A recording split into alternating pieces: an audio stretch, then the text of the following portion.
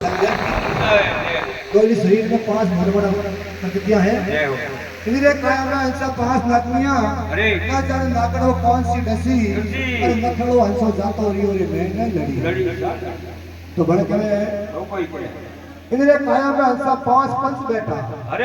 मोटा मोटा 5 पंच है क्या काम क्रोध वो एक का लो ये मोटा मोटा पंच है।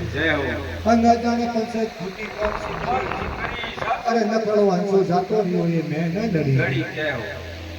तो बड़े कहे कमाली हंसा कबीर से लड़की अरे पन्नड़ी पीछे में तो कमाली बनी जय हो आड़ी मरठा एक ठुमन छोड़ जात रही तो थोमे प्रीत नहीं करती पर करो कोई ठुमन छोड़ जात रही होए तो टेवर वो हंसलो फच काया ने जवाब देवे ये काया तू इतनी अभिमान मत कर भगवान अगर परवाना आ जावे एक सेकंड नहीं रहूं जाते ए धर्मा मरे तनी तमाम का धरती मन में मावता ही भगवान अगर परवाना होया उनका एक दिन शरीर छोड़ जाना पड़ेगा।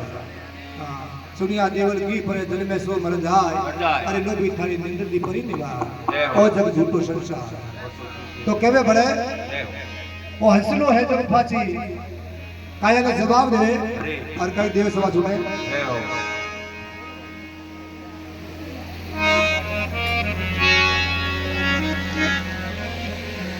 ए इनरे या करनी हमें